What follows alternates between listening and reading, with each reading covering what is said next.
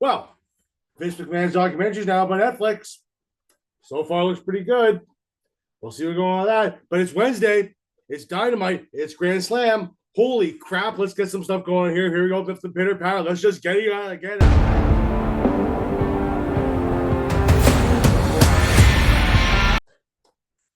On today's show, there's a debut on Dynamite Grand Slam. Interesting. See what else is coming on that one. Ospreay and Kyle Fletcher nearly win the tag team titles. And McGuinness and Danielson put on basically a technical masterpiece for the most part. And she really goes back to their Ring of Honor days. But first, we start off today with Moxley versus Darby. And boy, let me tell you this one. Mox came out tonight dressed in basically combat gear, like in the military, ready to go. And he's looking a lot leaner, I tell you that much. He looks like he took some time off here, really got himself into better shape.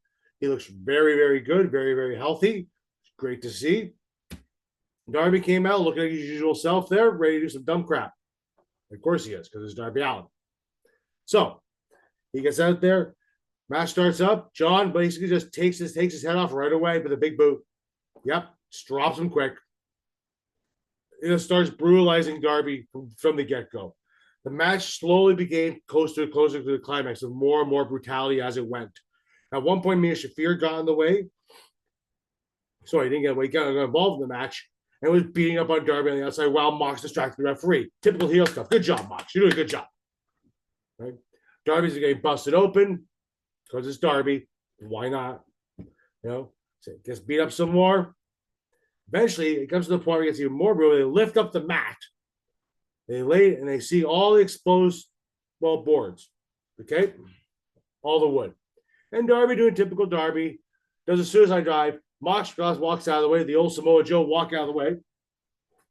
And Darby just goes flat back first right on his back. I swear, back first right onto the board. Then Mox puts him squarely right into the steel steps.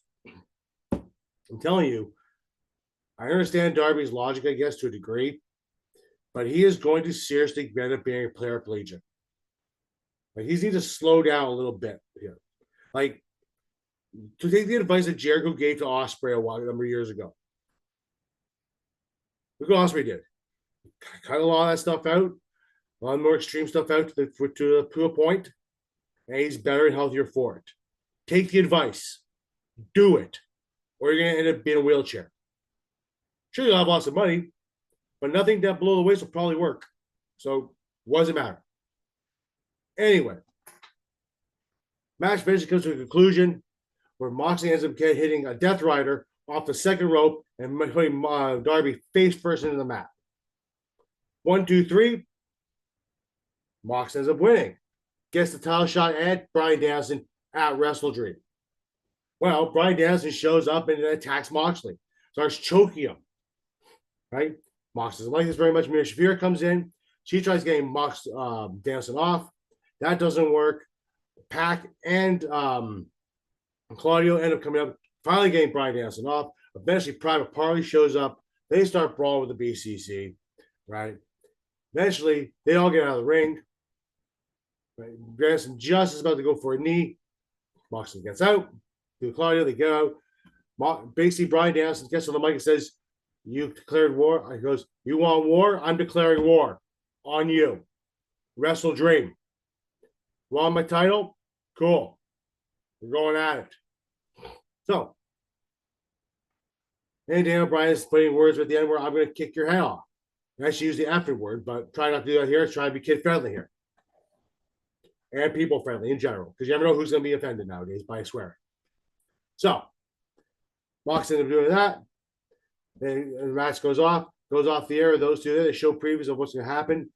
Oh, and they show basically what's going to happen at Collision. So, a few things going on there, folks. You're getting the trios match on Collision against Private Party and Commander.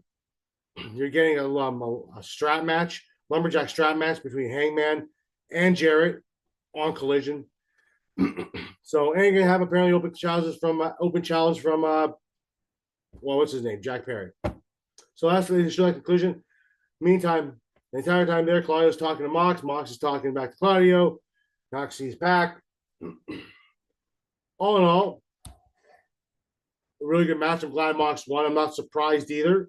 The way this is going right now, it makes a whole lot of sense for Moxley to beat Darby Allin for that title shot and take on Bryan Danielson. Will Moxley win the title and retire Danielson? I don't know. I don't know yet.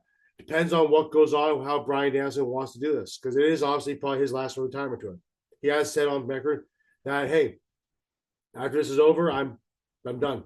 So we'll see what happens there. Maybe Mox is the guy that retires him. Maybe it's a short run for Danielson. That's fine. It's not going to be that big of a deal. He has nothing to prove to anybody anyway, especially when he needs surgery. So, hey, all for it. Anyway, folks, also, if you like the content here, make sure you follow down below, somewhere around here, somewhere. So like, share, subscribe. Make sure you follow us here on Podbean, Spotify. We are coming to iTunes. I was told we were on iTunes, but apparently we're not. Maybe we aren't. Who knows? Just go check iTunes. We're probably there somewhere. Right? Thank you for all the support there. It's a small click for you, big click for us, man. We enjoy doing this. I enjoy doing this every Wednesday night. It's a whole lot of fun.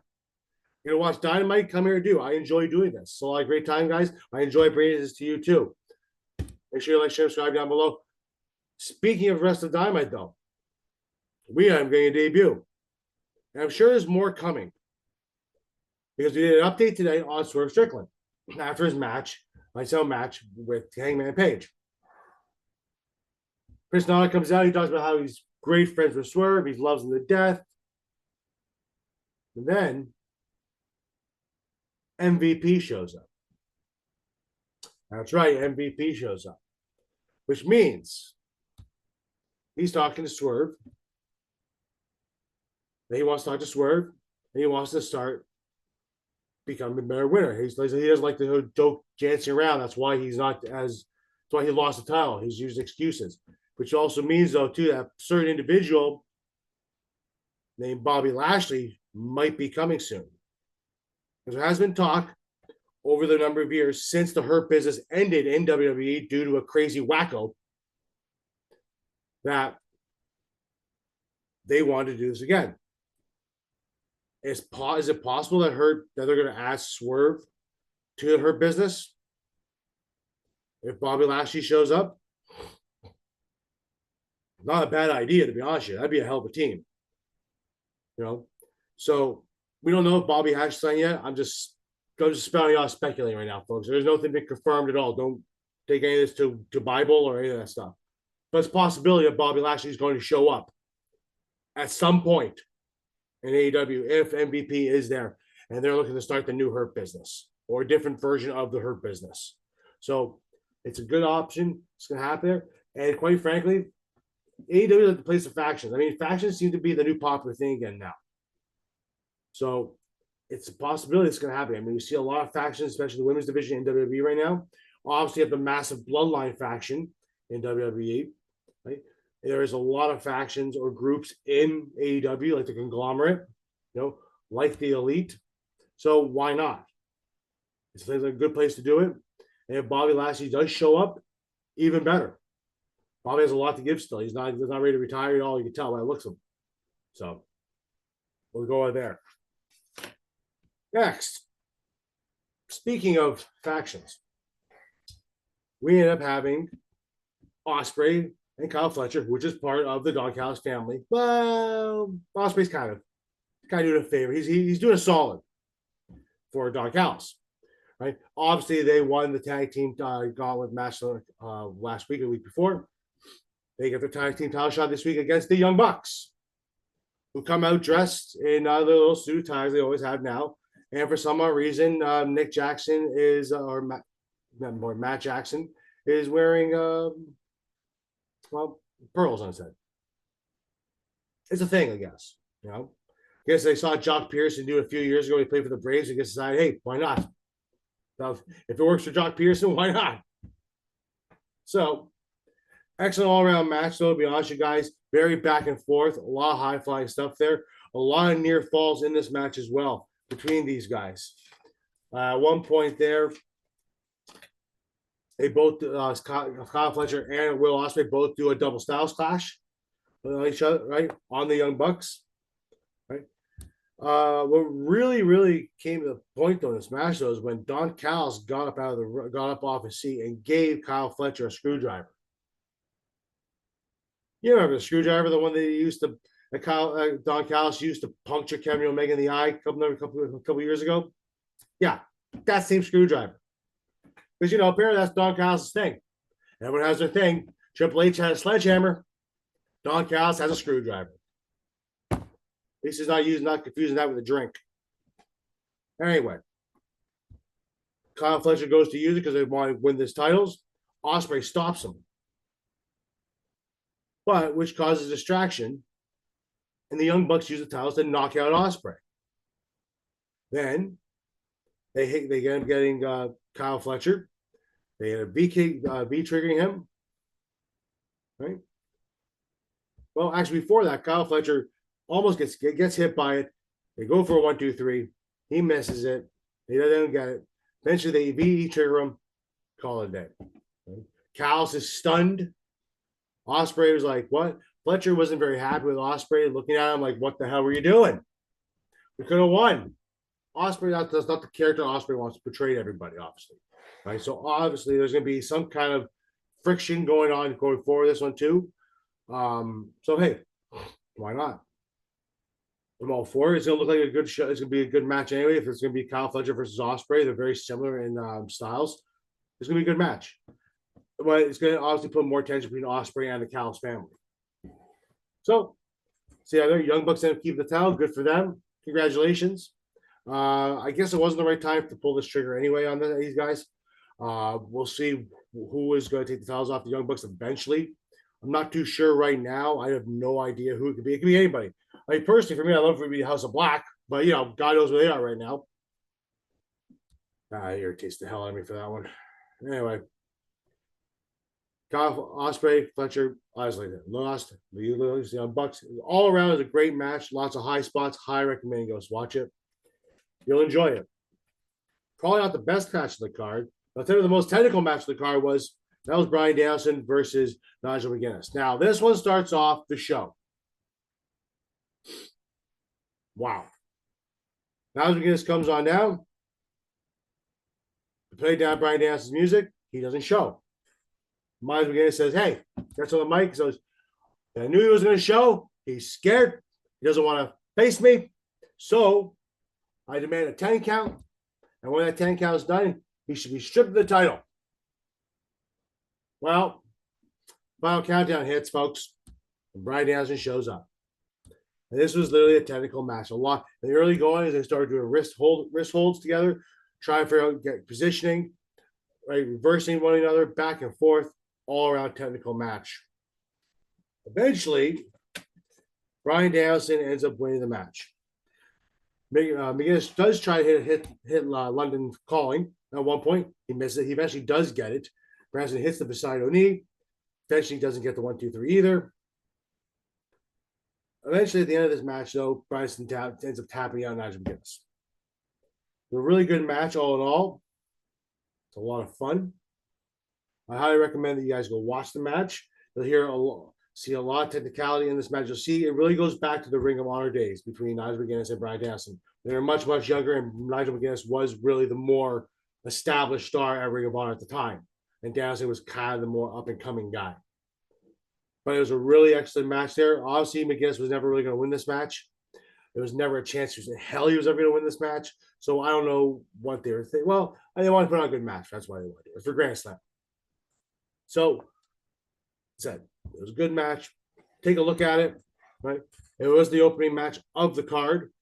Which is not really surprising, but also kind of surprising. But obviously, with what happened later on in the match, what happened on the show, they wanted to make sure they get this one done first. Hence why they did the Moxley versus Darby Allin match at the end. And quite frankly, Darby Allin versus Moxley was a really great show to end and the show anyway. So there we go. But something during the match, though, you did see a lot of points there too, where Bryan Danielson was showing injuries, showing his stories. Now, obviously, he's probably just doing it for wrestling purposes, but everybody they didn't make a very full extent of it during the show. And to be honest, speaking of which, during the show too, JR was actually broadcasting and doing commentary for the show. You guys say good old JR. He's back, seems to be back. Looks like more of a part-time basis here and there. Good for it, man. It was really good to see. Next on the cards, we had our weekly Mariah May versus a jobber. I mean, I like Mariah May. She's cute as hell. So I'm okay with her. But we also got the return of Mina, who Mariah May called out and wanted to come back. Last week or the week before.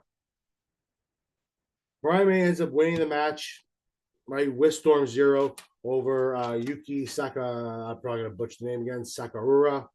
My apologies to everyone who knows what her name is. It's terrible. I'm sorry. Trying. It's in Japanese. My apologies. Anyway, it was a typical Mariah May match, back and forth, here and there. Ends up hitting Storm Zero to win. Still using that move, I see.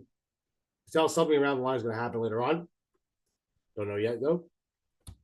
Mariah May ends up winning the match. Mariah May ends up shouting. She's kissing the title. She's like making out with it like it's a man or a woman or whoever it is. She goes over and goes, oh, I'm going to hit her now with the title like I've done everybody else. She's about to do that. Will Nightingale comes running down because she's friends with you. And starts staring at Mariah May. And Mariah's like, oh, okay, sure, no problem. Mariah May ends up about to clash with her, and then all of a sudden, Mina's music hits. Mina comes out, and she's shocked. Because as Willow turns around, Mariah May hits Willow with the title, knocks her down, goes and starts hugging Mina. Mina just has that look around. She's all upset. Yuki ends up coming down the aisle, saying, what the hell's going on? Mina's like, it's my friend. I love her. Nice. They have to leave it off in the sunset together. We'll hear probably more about this next week. There probably will be a Mariah May celebration next week, and probably some explanation going on as well. Speaking of celebrations, we kind of celebrated the FTW title tonight and its retirement.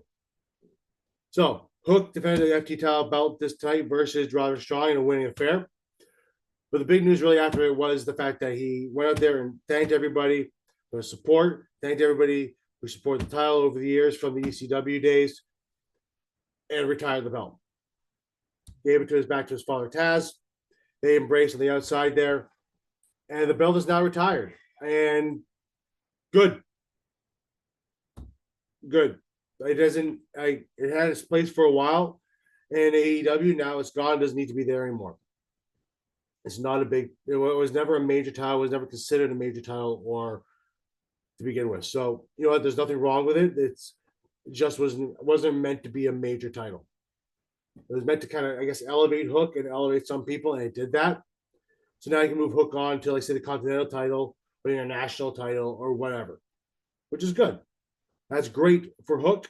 It's better for Hook that he's not strapped to and tied down to the FTW title. He doesn't need to be. At this point here, he needs to start standing on his own, and that's what you're doing. By taking that FT title away, you don't have that crutch, I guess, anymore. Maybe I shouldn't call it a crutch, but maybe what I'm trying to get at is that he was always the one that always held it and held it and held it. He'll lose it, hold it again, lose it, hold it again.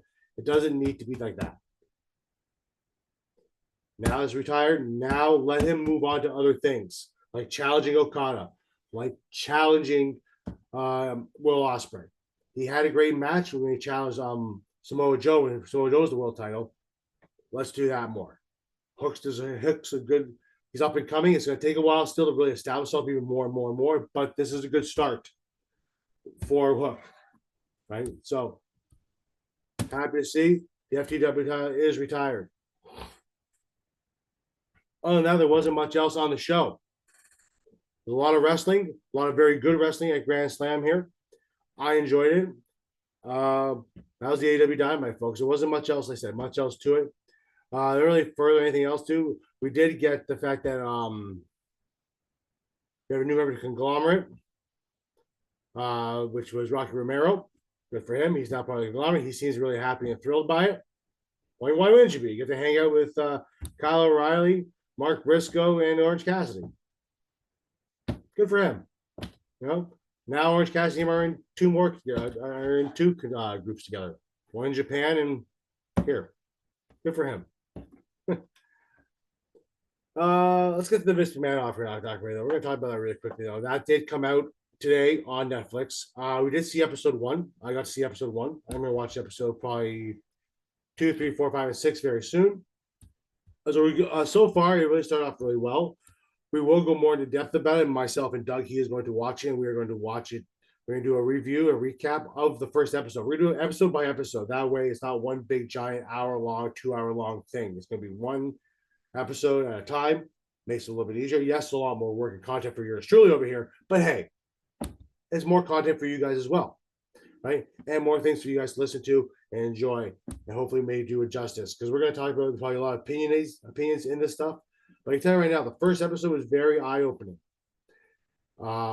Things that you never really heard of before, or if you have heard of, it never came going a little more in depth about it. So, folks, that was AEW Dynamite. That was the show. There was not much else really to talk about today, too. There is, like I said, the Darby Allin Mox match was great, very brutal. We are getting at Wrestle Dream Moxley versus Darby, and that's the card will start shaping up soon, even more so. But it's going to be great. Wrestle Dream is going to be a really good show. Like I said, I don't know who's going to win against Mox versus Danielson right now. I want to lean towards Danielson, but I feel Mox might be there to possibly retire Danielson. That might have been something I think discussed a while back. So, all there. Also, not everybody goes on Twitter or X nowadays. If anybody looked on there too and follow William Regal, there was a post up there where some person talked about AEW and just talking about AEW and Regal involved. And the Regal response was that he was never on the payroll. He was never really there. He was never really signed a contract to them. He kind of was just there, help out a few people here and there. Bryan Danielson asked him to come in and help out. That's what Regal was there for. So Regal leaving was never really a priority thing. It was never a contract thing from what we understand. It might have been a small, maybe a handshake contract, but nothing insane. So, it's Regal. Regal's not going to lie about it. He has nothing to lie about when it comes to this stuff. So for out there, let's make sure we get facts straight for sometimes. Hey, be great. We try over here. We try here on DA Sports to make sure we get the facts straight and things right that we explain to you guys too. Everyone else on X2, do the same thing. A good idea. Anyway, that's it, folks. Make sure you like, share, and subscribe down below. There's lots of things you can do. Lots of videos out here we have as well, too. Check out this one right here. Very good. That's all good, folks. Bye-bye.